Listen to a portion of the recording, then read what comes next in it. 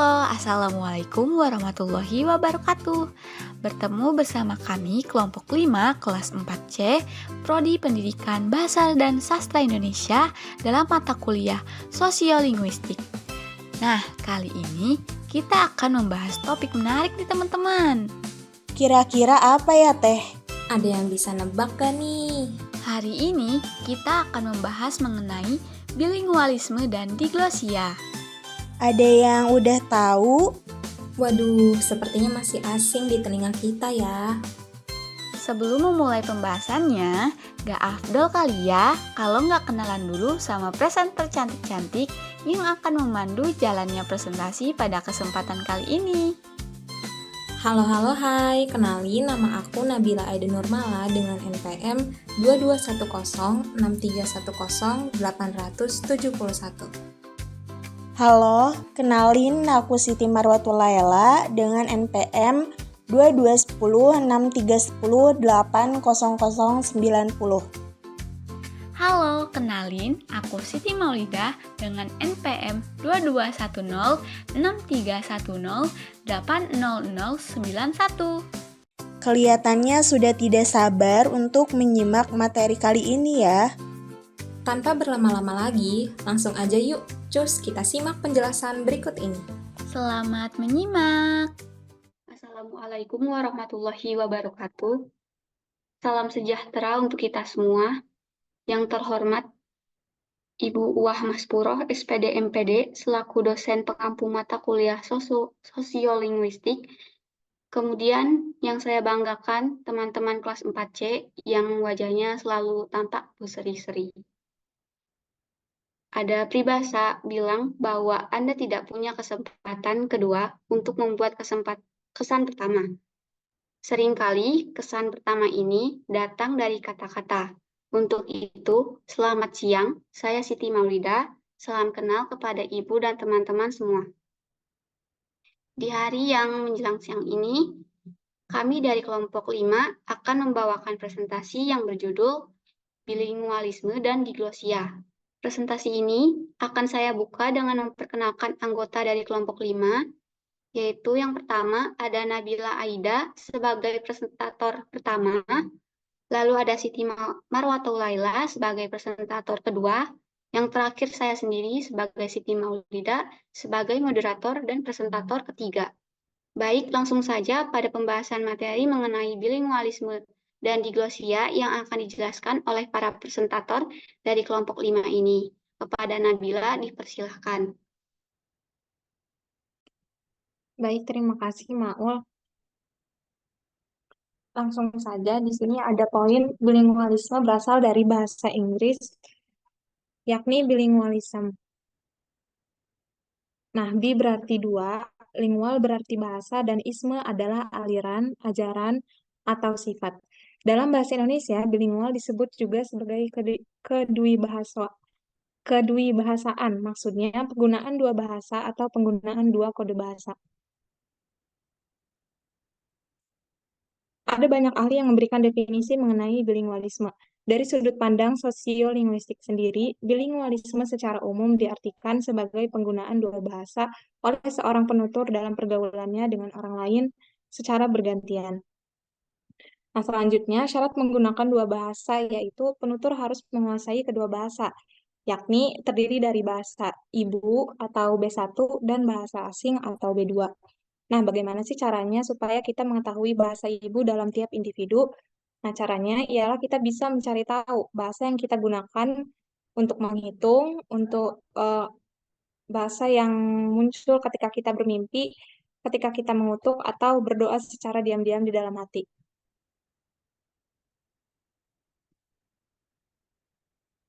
Nah, kemudian orang yang dapat menggunakan dua bahasa disebut dengan bilingual atau dwi bahasawan.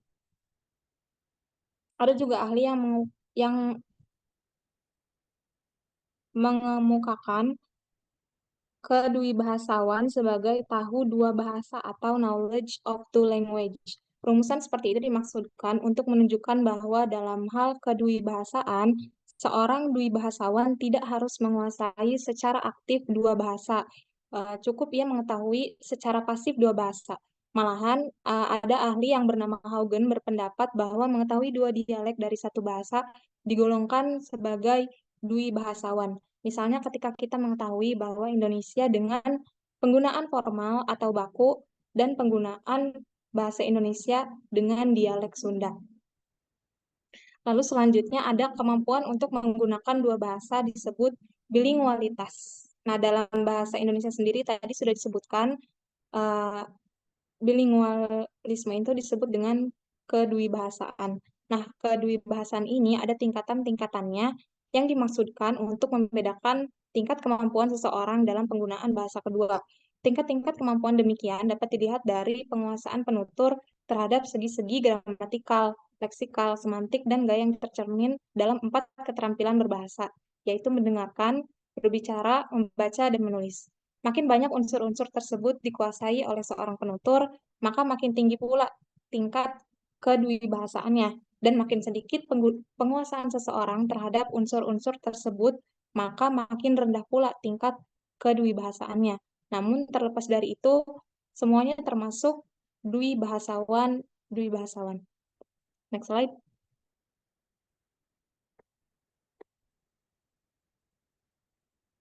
Nah, selanjutnya ada bahasa dalam bilingualisme. Di sini ada Bloomfield tahun 1933 mengatakan bahwa menguasai dua bahasa dalam bilingual berarti menguasai dua sistem kode. Menurut Bloomfield, bahasa sebagai sistem kode lebih merujuk pada parol, termasuk diantaranya dialek dan ragam. Lalu selanjutnya ada Mackey mengatakan kedwibahasaan bukan gejala bahasa, melainkan gejala penggunaan. Berarti tidak termasuk ke dalam leng, tetapi masuk ke dalam parol.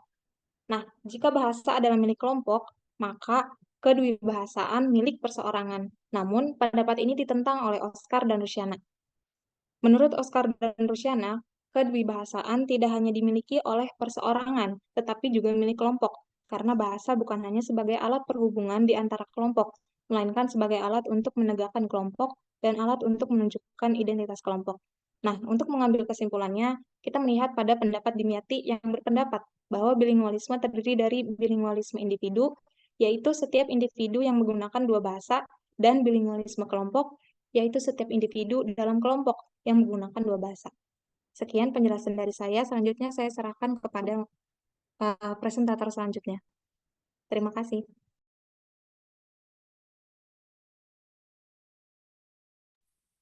Baik, izin melanjutkan.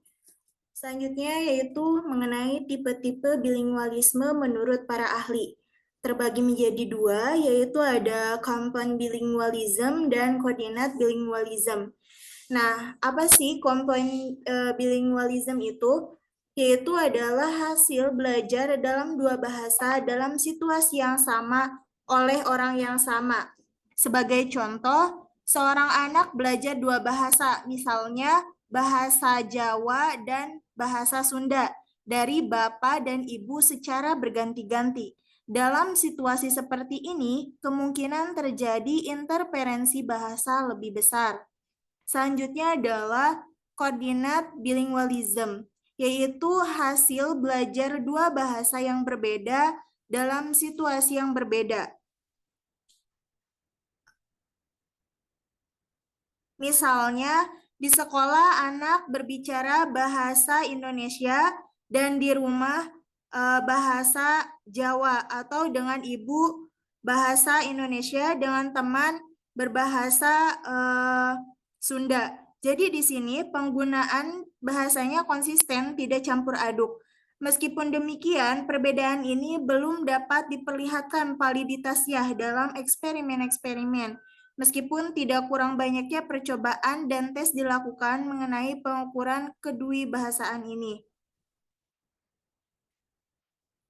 Untuk membedakan bahasa mana yang dikuasai lebih dulu dan mana yang kemudian oleh pemakai bahasa dalam suatu masyarakat dwibahasa dipergunakan berbagai istilah. Contohnya ada bahasa ibu, ada bahasa daerah, ada bahasa asing, ada juga bahasa pertama dan bahasa kedua. Match Lewin memberi batas pemerolehan bahasa pertama pada usia 3 tahun. Apabila anak memperoleh bahasa kedua pada sebelum usia 3 tahun, maka anak itu dianggap memperoleh bahasa secara stimulan. Oleh karena itu, dianggap sebagai bilingual.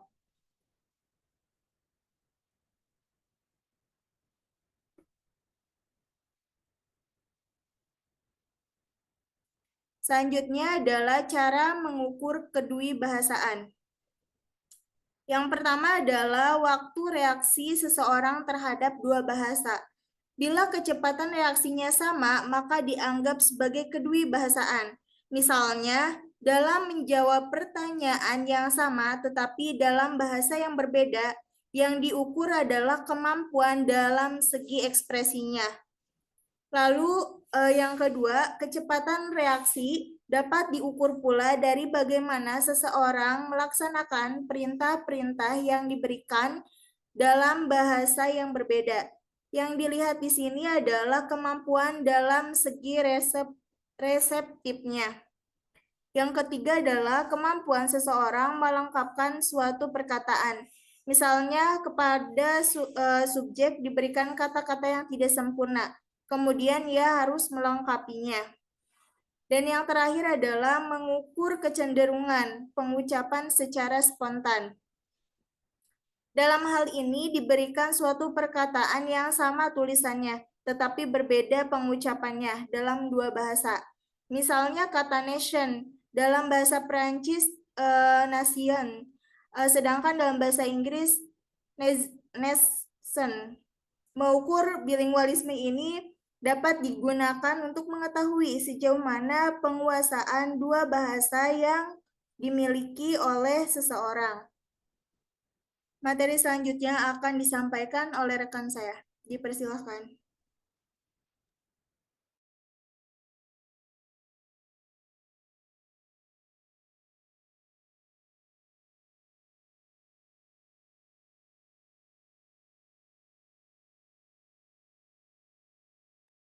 Baik, terima kasih Marwa. Selanjutnya ada pengertian diglosia. Ferguson tahun 1958 berpendapat bahwa diglosia adalah suatu situasi bahasa yang muncul dalam masyarakat di mana terdapat dua variasi atau lebih dalam satu bahasa yang digunakan sesuai dengan fungsinya atau pada situasi yang berbeda. Pernyataan tersebut juga didukung oleh Holmes yang menyatakan bahwa diglosia memiliki dua variasi yang berbeda dalam sebuah masyarakat. Yang satu dianggap sebagai ragam tinggi atau T, dan yang lainnya dianggap sebagai ragam rendah atau R. Masing-masing dari ragam bahasa digunakan pada fungsi yang berbeda-beda, namun keduanya saling melengkapi. Next slide.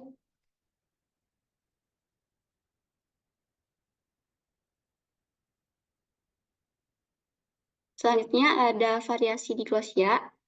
Ferguson berpendapat bahwa diglosia dibagi menjadi dua, yaitu diglosia variasi tinggi atau T dan diglosia variasi rendah atau R.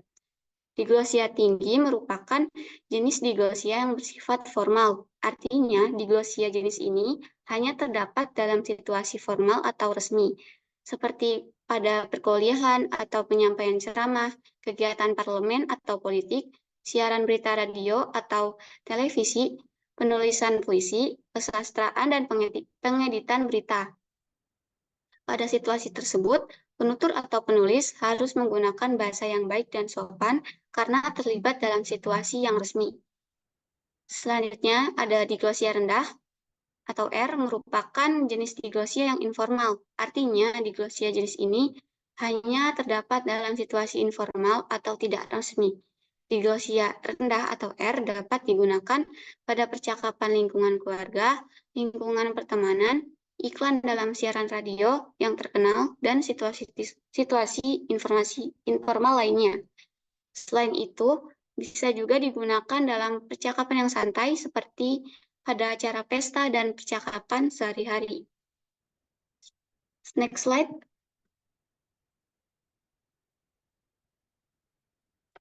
Selanjutnya ada kaitan bilingualisme dan diglosia. Kaitan bilingualisme dan diglosia memiliki 4 macam, yaitu sebagai berikut. Yang pertama, ada diglosia dan bilingualisme yang terdapat dua bentuk bahasa dalam masyarakat, yaitu distribusi yang stabil atau tetap dari variasi-variasi bahasa sesuai dengan fungsi sosialnya. Yang kedua, diglosia tanpa bilingualisme dalam masyarakat bahasa, yaitu terdapat perbedaan fungsional yang ketat dari ragam-ragam bahasa sesuai dengan T dan R.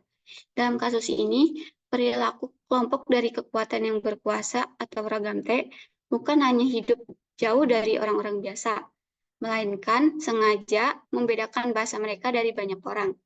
Kasus ini sering ditemukan dalam masyarakat yang pernah dijajah.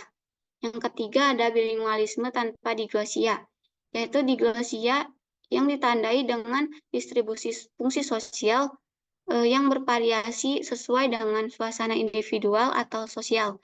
Jadi bilingualisme bervariasi sesuai dengan situasi, peran topik, dan tujuan komunikasi.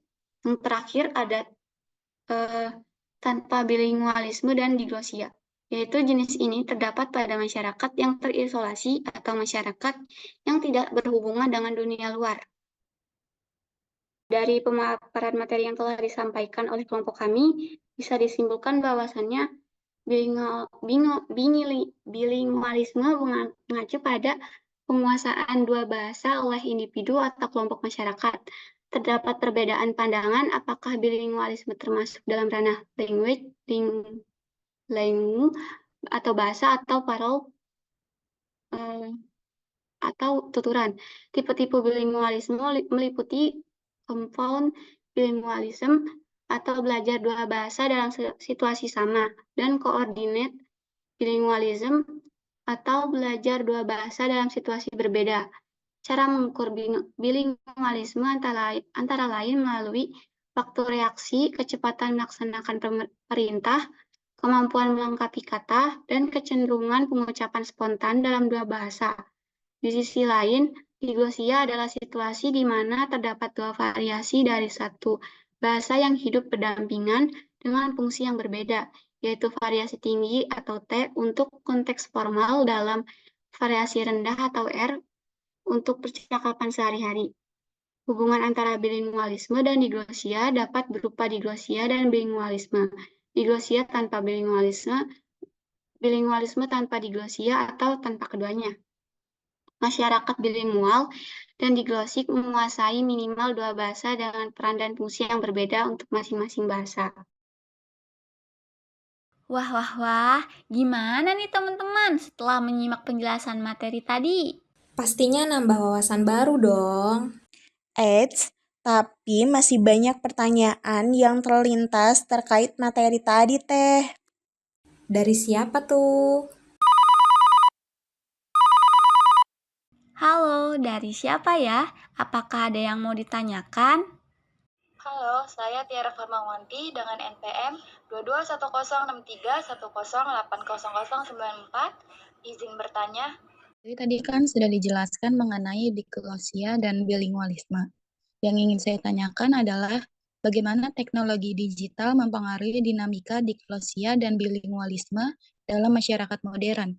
Mengingat pada zaman modern ini semua hal tidak lepas dari teknologi digital. Terima kasih. Wah, terima kasih pertanyaannya ya Tiara. Nah, sekarang aku akan mencoba menjawab pertanyaan dari Tiara. Teknologi digital seperti media sosial dan internet tentu saja telah mengubah cara kita berinteraksi dan berbahasa. Nah, berikut ini beberapa pengaruh teknologi digital terhadap diglosia dan bilingualisme. Yang pertama, yaitu mencairkan batas bahasa. Internet memungkinkan orang dari berbagai belahan dunia terhubung. Hal ini mendorong percampuran kode atau kode mixing di mana kedua bahasa digunakan dalam percakapan yang sama. Ini dapat memecah diglosia karena varietas bahasa yang sebelumnya dianggap tinggi digunakan dalam situasi yang lebih santai.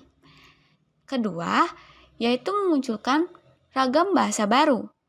Platform online melahirkan ragam bahasa baru seperti bahasa gaul internet dan singkatan pesan.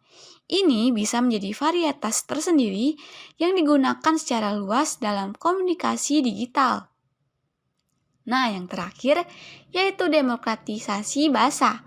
Teknologi digital membuat informasi dan konten dalam berbagai bahasa lebih mudah diakses. Ini bisa memajukan bilingualisme karena orang termotivasi untuk belajar bahasa lain agar dapat mengakses informasi yang lebih luas. Nah, dari penjelasan di atas, tentu saja sejalan dengan definisi diglosia dan bilingualisme yang dinyatakan oleh Ferguson dan Fishman. Menurut Ferguson, diglosia adalah keadaan suatu masyarakat yang mempunyai dua variasi dari satu bahasa hidup berdampingan dan masing-masing mempunyai peranan tertentu. Sedangkan bilingualisme menurut Fishman adalah penggunaan dua bahasa yang berbeda oleh seorang penutur dalam pergaulannya dengan orang lain secara bergantian. Begitu kira-kira Tiara. Saya harap Tiara dapat memahami apa yang saya sampaikan tadi ya. Halo, dari siapa ya? Apakah ada yang mau ditanyakan? Baik, terima kasih. Perkenalkan nama saya Nadia Ramadhani dengan belakang PM 73. Izin bertanya, apa manfaat dan tantangan yang dihadapi individu yang menguasai lebih dari satu bahasa secara bilingual? Terima kasih. Oke, terima kasih Nadia atas pertanyaannya. Jadi gini, menjadi orang bilingual atau menguasai lebih dari satu bahasa itu keren banget sih. Banyak keuntungan, tapi tidak memungkiri ada tantangan yang mesti dihadapi. Pertama-tama, salah satu manfaat utamanya adalah peluang karir yang lebih luas. Seperti kata Ellen Bialystok, Profesor Psikologi dari Universitas York, mengatakan, menguasai dua bahasa itu membuka pintu kesempatan kerja yang lebih banyak, terutama di zaman globalisasi seperti sekarang. Selain itu, penelitian juga menunjukkan kalau orang bilingual cenderung punya kontrol kognitif yang lebih kuat, fleksibel mental, dan kemampuan berpikir kritis serta memecahkan masalah yang baik. Ditambah lagi, mereka bisa lebih memahami dan menghargai budaya-budaya yang terkait dengan bahasa-bahasa yang dikuasai. Koneksi budaya yang kuat gitulah. Tapi di sisi lain ada juga nih beberapa tantangan. Kadang orang bilingual bisa ngawur atau bingung dalam memisahkan dan membedakan dua bahasa yang dikuasainya.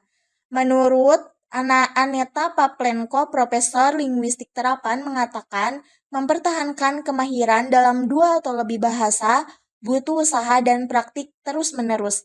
Selain itu, di beberapa komunitas masih ada stigma atau stereotip negatif terhadap orang bilingual, terutama yang berhubungan dengan identitas budaya atau latar belakang suku atau ras tertentu. Jadi intinya adalah, meski ada tantangan, pada umumnya para ahli setuju kalau menjadi bilingual sangat menguntungkan, baik secara kognitif maupun sosial budaya. Yang penting, tetap berlatih dan percaya diri aja untuk menggunakan semua bahasa yang dikuasai. Kira-kira begitu jawabannya, semoga mengerti ya. Halo, dari siapa ya? Apakah ada yang mau ditanyakan? Halo, saya Nur Hasanah Masud dengan NPM 221063108080, izin bertanya. Seperti yang kita ketahui bahwa mahasiswa Unsika ini berasal dari berbagai daerah gitu ya. Jadi memungkinkan adanya bilingualisme atau diglosia di lingkungan kampus.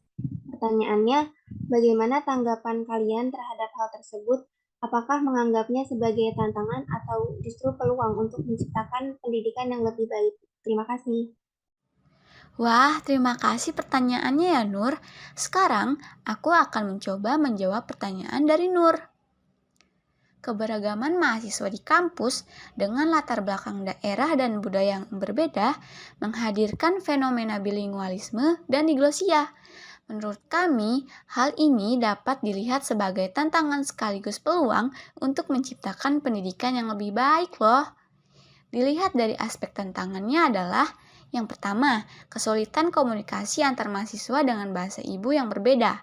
Yang kedua, ketidaksetaraan akses terhadap sumber belajar dalam bahasa tertentu. Yang terakhir, stigma terhadap penggunaan bahasa ibu di lingkungan akademis.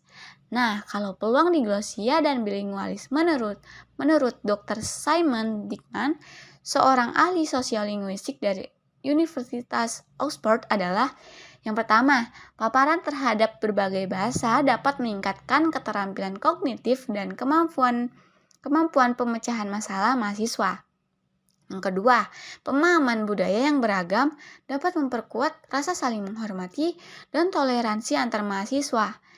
Yang terakhir, penggunaan bahasa ibu dalam pembelajaran dapat meningkatkan motivasi dan partisipasi mahasiswa. Nah, begitu kira-kira Nur. Saya harap Nur dapat memahami apa yang saya sampaikan tadi ya. Halo, dari siapa ya? Apakah ada yang mau ditanyakan? Baik, terima kasih. Saya izin bertanya, mengapa diperlukan pengukuran terhadap bilingual atau kedui-kebahasaan? Terima kasih. Wah, terima kasih banyak Nuki atas pertanyaannya. Pertanyaan yang bagus sekali. Aku izin jawab ya. Jadi, pengukuran terhadap kedui-bahasaan atau bilingualisme penting untuk memahami bagaimana seseorang menggunakan dua bahasa dengan baik. Kedui-bahasaan melibatkan pemakaian dua bahasa, seperti bahasa daerah dan bahasa nasional dalam berkomunikasi.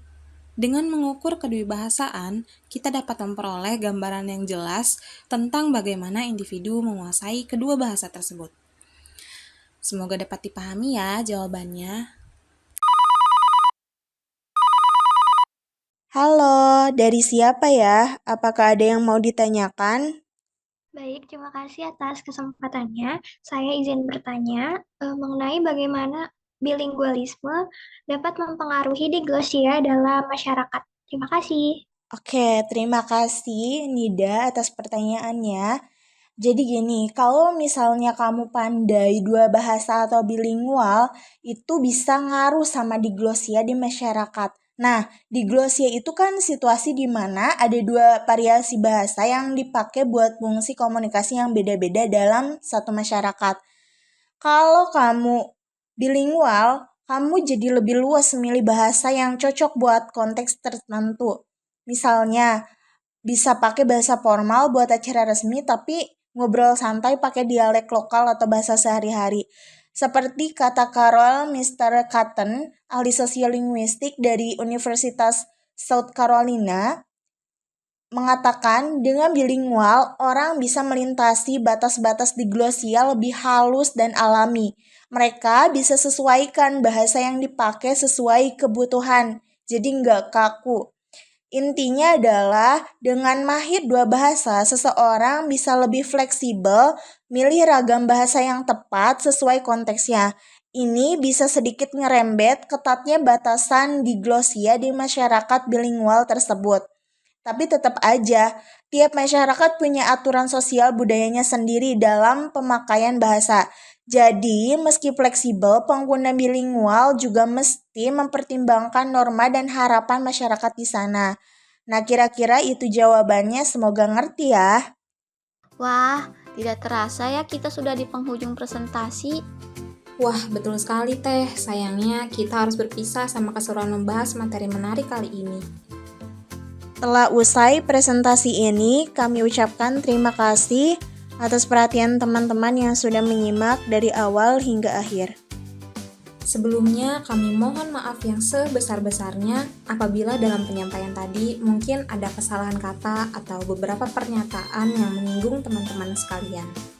Semoga apa yang disampaikan bermanfaat bagi kita semua. Kami kelompok 5 pamit undur diri. Wassalamualaikum warahmatullahi wabarakatuh.